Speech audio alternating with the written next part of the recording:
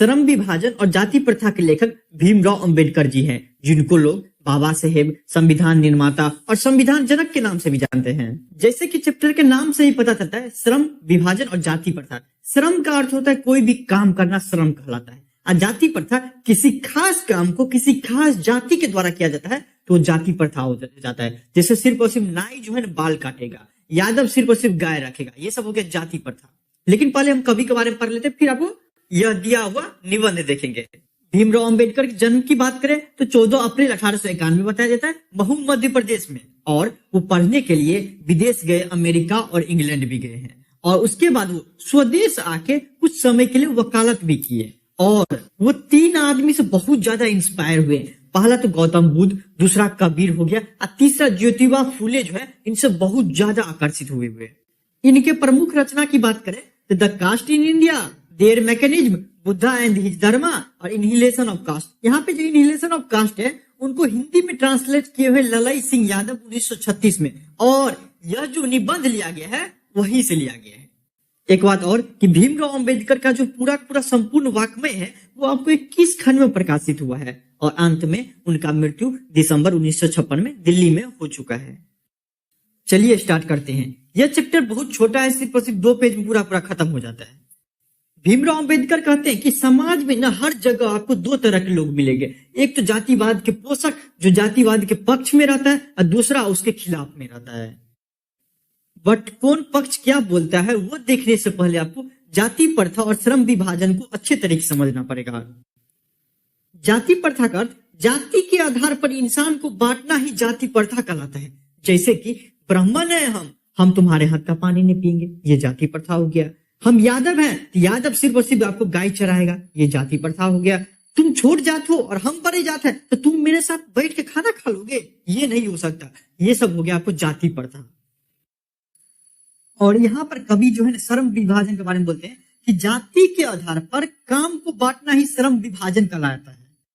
जैसे कि ये एक एग्जांपल समझते हैं कि सिर्फ और सिर्फ मान लीजिए कि ब्राह्मण ही टीचर बनेगा, ये रूल रहेगा कि ब्राह्मण ही टीचर बनेगा, तो क्या हो जाएगा? ब्राह्मण एक जाति को रिप्रेजेंट करता है, अर्थात जाति प्रथा है। और सिर्फ ब्राह्मण आपको टीचर बनेगा, अर्थात काम का बंटवारा कर दिया गया जाति के आधार पर, अर्थात यह हमारा श्रम विभाजन हो गया। मतलब कि काम का बंटवारा हो गया जाति के आधार पर, इसलिए यह श्रम विभाजन और जाति प्रथा कहलाएगा जब एक ब्राह्मण ही टीचर बनेगा तो।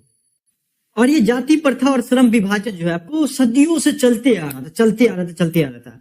उसमें भीमराव अंबेडकर जो है बोलते हैं क्या, इस प्रथा का पूरी तरीके से निंदा करता हूं और हम उसके खिलाफ है। कभी भी इंसान को जाति के आधार पर काम का बंटवारा नहीं होना चाहिए, मतलब नहीं होना चाहिए। यह भीमराव अंबेडकर का स्टेटमेंट था।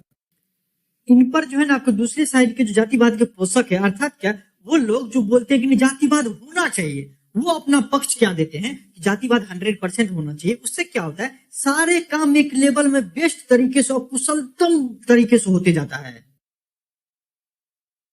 आगे वो और क्लेरिफाई करते हैं कि अगर मान लीजिए जाति के आधार पर हम बंटवारा नहीं करेंगे काम से को, तो एक चीज बताइए, तो किसी को पता ही नहीं रहेगा कि कौन काम करेगा। जैसे कि मान लीजिए कि एक नाई वाला को पता है कि बाल काटेगा, अगर वो बोलेगा कि हम बाल नहीं काटेंगे तो बताइए समाज में फिर बाल काटेगा कौन? अगर डोमा सिर्फ नाली साफ नहीं करेगा तो फिर नाली साफ करने वाला बचेगा कौन? अगर मान लीजिए वो सब बोलते हैं कि सब बड़े बड़े काम करना शुरू कर देगा, पढ़ना लिखना शुरू कर देगा, तो ये छोटे छोटे जो काम है वो काम करेगा तो करेगा कौन? ये आपको उन लोगों के जो जाति के पोषक थे जातिवाद के, वो इन लोगों का तथ्य था।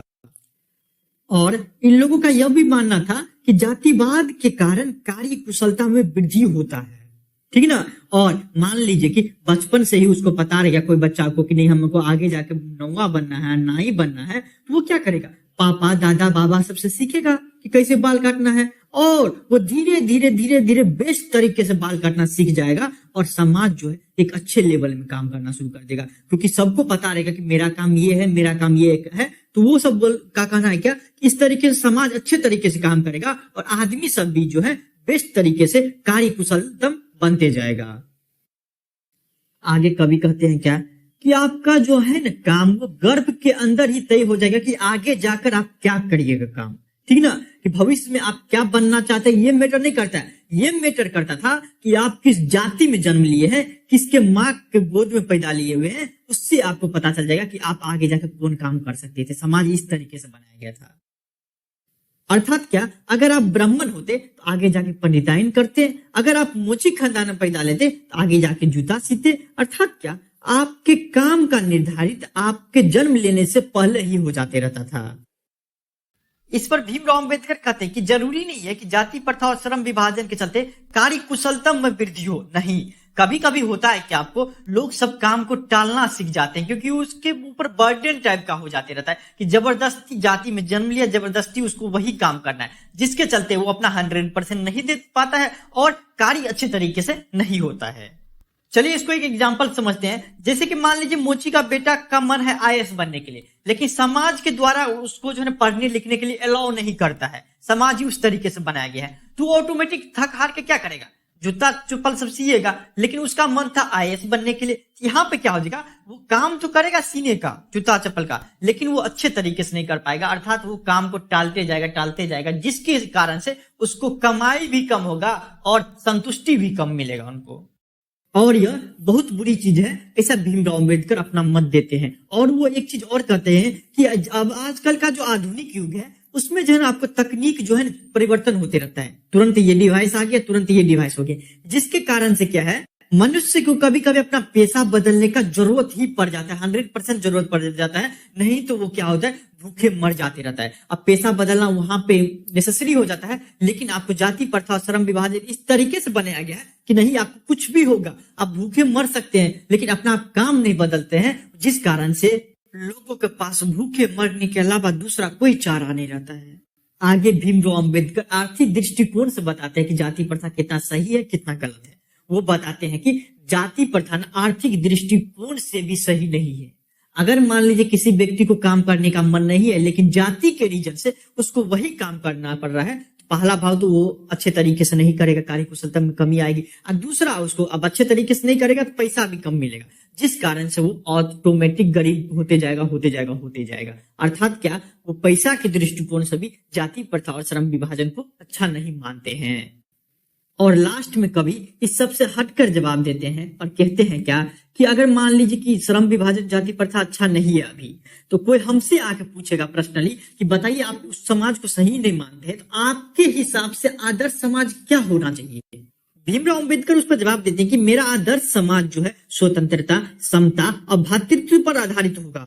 अर्थात क्या, भाईचारा पे आधारित रहेगा, सबको अपने काम करने का अधिकार है, सबको अपने पेशा चुनने का अधिकार रहेगा। हम ऐसा आदर्श समाज चाहते हैं। तात्पर्य यह है कि दूध पानी के मिश्रण की तरफ भाईचारे का यही वास्तविक रूप है, और इसी का दूसरा नाम लोकतंत्र है, क्योंकि लोकतंत्र केवल शासन का एक पद्धति ही नहीं है, जबकि डेली लाइफ में हम लोग एक दूसरे का सम्मान करें और श्रद्धा के साथ रहे। और यहीं पे पूरा चैप्टर खत्म हो जाता है। धन्यवाद।